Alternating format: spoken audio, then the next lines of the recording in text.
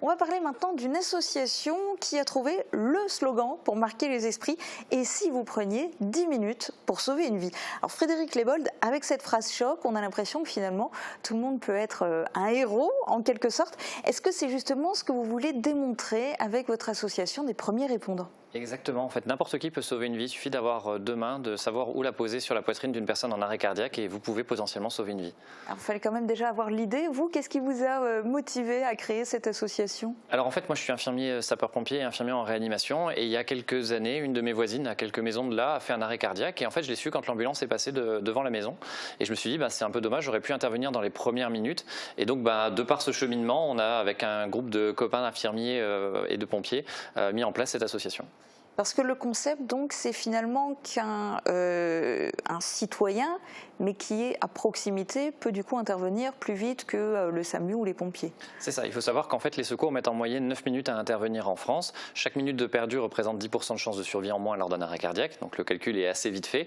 Donc l'idée c'est de se dire que finalement dans tous les quartiers, dans toutes les rues, mais dans toutes les villes, villages, il y a des personnes qui sont formées, qui pourraient intervenir, qui sont géolocalisées grâce à notre application. Oui, donc sauver plus de vies et essayer aussi d'éviter au maximum les séquelles liées au laps de temps. Mais ça veut dire aussi qu'on n'a pas besoin d'être un professionnel de santé pour intervenir. Vous proposez même de former les gens en fait. C'est ça, en fait il n'y a pas besoin d'être un professionnel de santé, effectivement, même un secouriste du travail par exemple peut s'inscrire et en plus pour les personnes qui sont volontaires, on met en place en complément du brevet de secourisme une formation continue d'une demi-journée par an pour que les gens se sentent capables d'intervenir et puissent intervenir dans de bonnes conditions. Avec l'avantage peut-être aussi que par rapport à des pompiers même volontaires, c'est que là, il n'y a pas de système d'astreinte, il n'y a pas de consignes spécifiques obligatoires, si ce n'est donc en termes de contraintes d'avoir une formation au premier secours et puis de se maintenir à jour aussi. C'est ça, et comme vous le dites, en fait, c'est vraiment l'occasion de se trouver au bon endroit au bon moment. C'est-à-dire que on peut être en train d'acheter ses pizzas et tout d'un coup être déclenché et pouvoir aller sauver la vie d'une personne à proximité. C'est vraiment le coup de chance d'être là. Avec un bémol quand même peut-être, c'est que la France est très mauvais élève en termes de pourcentage de sa population qui est formée au premier secours. C'est ça, donc les choses commencent à changer, il y a des politiques, on va commencer à former les gens dans les écoles, etc. Mais les taux de survie en France sont catastrophiques puisqu'on est entre 5 et 7% de taux de survie lors d'un arrêt cardiaque, sachant que dans certains cantons suisses, on est à 35%. Donc il y a vraiment quelque chose à faire et il y a vraiment de grosses améliorations à mettre en place sur le pays. Parce qu'a priori, on estime à seulement 15% de la population en France qui serait formée au premier secours par rapport à d'autres pays où on dépasse les 60-70% parfois.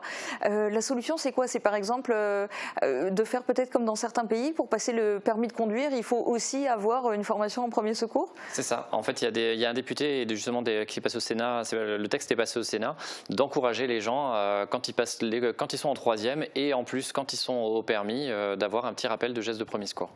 Alors vous avez créé l'association en février 2016 à l'échelle départementale pour le moment, avec l'espoir que ça puisse essaimer dans toute la France. Mais aujourd'hui, l'association française des premiers répondants, vous comptez justement combien de membres, combien de répondants potentiels?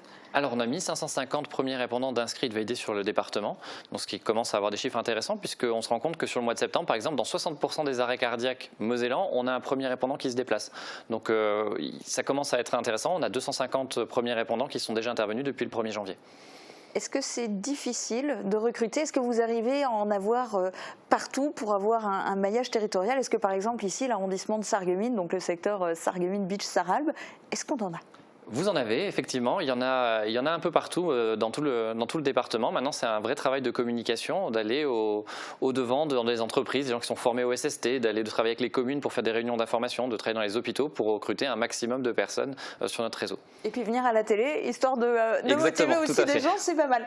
Alors, vous le disiez, il y a des premiers répondants qui ont déjà eu l'occasion d'intervenir. Donc l'association, elle existe depuis février 2016. Le temps de tout mettre en place, de rendre ça opérationnel. Les premières interventions... l'association réellement opérationnelle, c'est que depuis le 1er octobre 2018. C'est ça. Donc ça fait une bonne année, oui, on va dire. Comment ça s'est passé cette année? Est-ce qu'il y a eu beaucoup d'interventions et est-ce que ça a contribué à sauver des vies? Alors effectivement, on a eu donc plus de 250 interventions où des premiers répondants sont déplacés, plus de 45 massages cardiaques avant l'arrivée des secours et une dizaine de cœurs qui sont repartis grâce à l'intervention de premiers répondants. Donc c'est vraiment très positif pour nous, on est content. Maintenant l'objectif c'est qu'on en ait encore plus évidemment sur les prochaines années, mais avec des belles histoires et voilà, des choses intéressantes et donc c'est parfait. Et puis du coup, pour compléter l'histoire, pour essaimer, pour avoir suffisamment de fonds aussi pour gérer tout ça, vous êtes lancé dans une campagne de financement participatif. C'est ça. En fait, on a lancé une campagne donc, sur le site Hello Asso donc pour récolter des fonds. Donc en fait, on a créé cette petite peluche qui est aux couleurs, notre mascotte, qui est aux couleurs de l'association. Donc un guépard pour la vitesse d'intervention, évidemment. Et donc sur le site Hello Asso, vous pouvez nous aider, donner des dons pour notre association, sachant que pour certains dons, c'est une peluche offerte pour la personne qui fait un don. Et sur d'autres dons, on va offrir des peluches à des enfants hospitalisés ou dans des centres sur le département de la Moselle en contrepartie. Et puis c'est clairement écrit sur la peluche, je suis premier répondant. Super. Et merci beaucoup d'avoir participé à cette émission. Pour en savoir plus, il suffit pour s'inscrire aussi d'ailleurs, tant qu'à faire, il suffit d'aller sur le site internet www.afprappli.com et puis aussi sur Facebook où l'association est très présente.